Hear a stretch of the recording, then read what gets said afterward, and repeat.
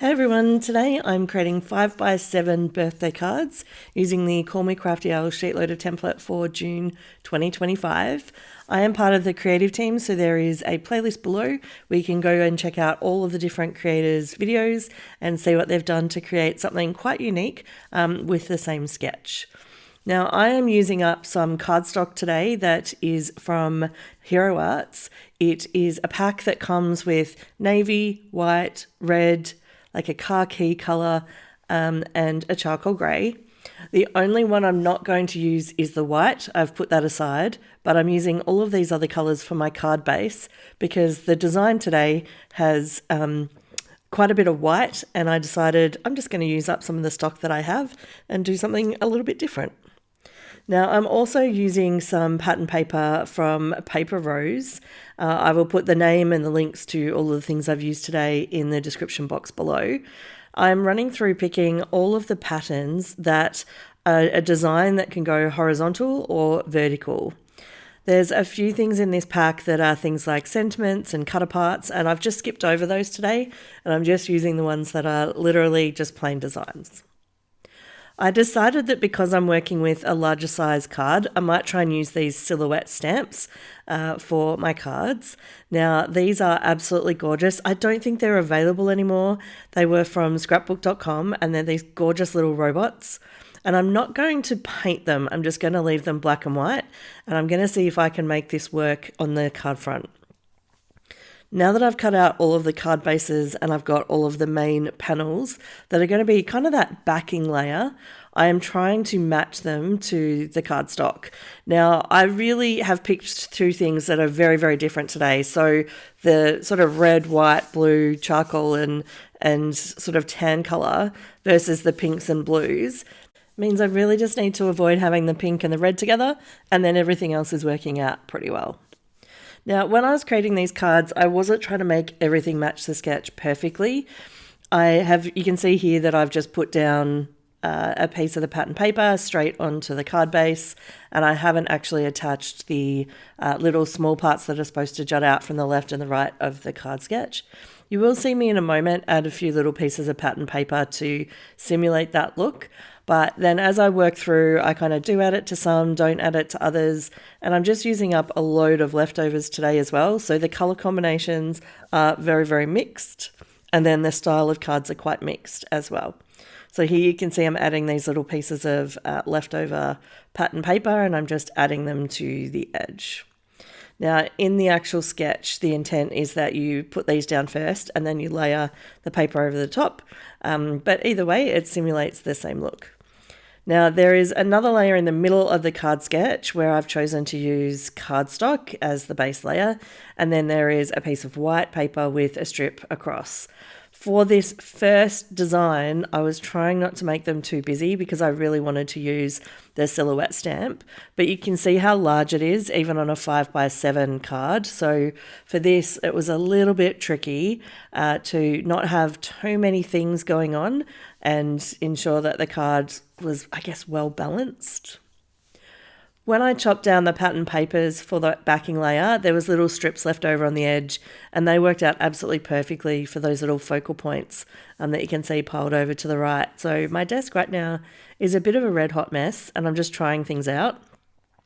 And you can see here that when I'm adding this piece of pattern paper, I have made a bit of a mistake because I have put those little tabs to the right-hand side too far apart, which means you can see them sticking out the bottom of the card design. So see how at the bottom it looks like a red hot mess? Well, I decided I'm going to have to do some card surgery to fix it. So I'm just leaning in with the other four that I've added these to. And then I'm moving on creating the card. And every time I do this when I'm working on a project and I make some kind of mistake or things don't look quite finished or I'm not quite happy with them, then I just put them aside. And then by the end of the project, I come back and make the necessary adjustments. And sometimes that is in a different setting. I won't sit down and do all of the cards in one go. I'll go away and come back and have a couple of different sessions, especially because I am a bulk card maker. And today I made, 24 cards, I think, which is a lot for 5x7. It definitely has like a bigger area to cover. Now, I did say I wasn't going to let any scraps go to waste, so when I cut down the panels for the middle of the card, I had these leftover strips of the red and the charcoal and the navy blue. So I'm just adding 2 strips onto those little focal points in the middle of the card, and I figure that they are a way to make it interesting, and whether it's pattern paper or some spare cardstock, the intent of that little panel is met. Now, I ran through all of my paper rose cut aparts, and I have lots of different sets, and I pulled out any that I thought would match either with the red, the red, navy and white color tones, or the grey, navy and pink color tones, and I've just dumped them in the middle of my desk, and I'm just working through these one by one. Now, in some instances, I was able to actually add a sentiment. I have some sentiments off to the side of my desk here, which are just some of my leftovers. Some are squares, some are like rectangles. They're all different shapes and sizes, and if they work for a card, I add them straight away. And if they don't, I just create the cards with the image, and then I'm going to come back and go through and do the sentiments as the final step. As I'm working through this, the other thing that is really helpful here is often in ephemera packs, there are some really large pieces, and on a standard A2 card, they just take over the entire card. So I rarely use them. And today I was able to use up quite a few of these, especially these ones that are big bouquets of flowers. So it was really fun to actually be able to use up something that had been sitting in my stash for a little while and put it onto a card where it actually looks like it suits the size. Now with these ones here, I've done pink as the backing layer to really lean into the colours of the pattern paper. And that worked really, really nicely with, again, some of these floral patterns. So I think today there is a bit of a mix of what you'd call potentially traditionally female versus male cards. And I love that there is just such a wide range. You can see there what I mean about the really big image where it actually looks quite nice on this size card. If you are enjoying the video, it would be amazing if you could hit the like button. That is how YouTube knows to share the video with more viewers. And again, a huge giant thank you for the fact that I hit 4,000 subscribers. That is super fun because I do this as a bit of a hobby as well as working full time. Do you make 5x7 cards normally? It's not normally a size that I gravitate towards. I really love the A2 size. I think maybe it's also because a lot of my suppliers are geared towards making something for A2 that it's a bit of what I'm used to. So it is fun doing this as a bit of a change, but I did notice quite a big difference just in terms of the size of the card and, again, the amount of space to fill up. So this sketch with the multiple layers of the pattern paper and then the focal image in the middle really helps you narrow it down and focus your attention.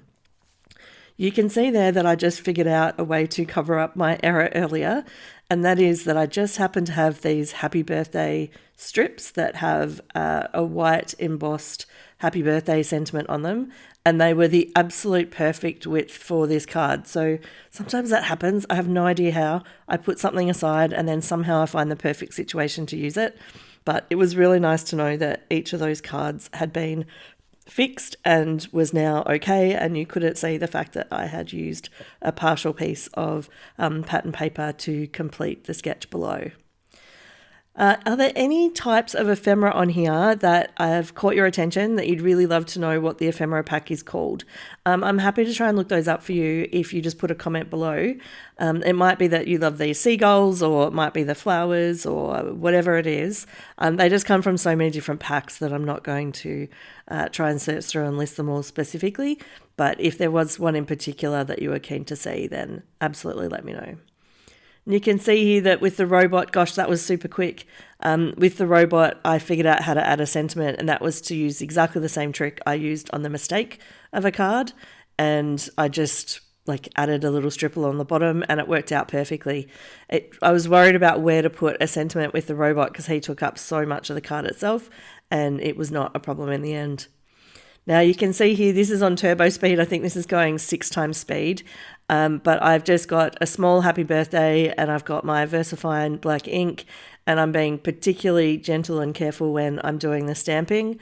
I'm putting it down, doing a little bit of a wiggle to make sure that I'm getting a clean image, and I'm just working out where to put it onto the front of each of the cards. Now these ones here that had the really big posies of flowers, it was not going to work, but I had a couple of little banners, so I have stamped onto that instead and then offset it to create the little happy birthday card.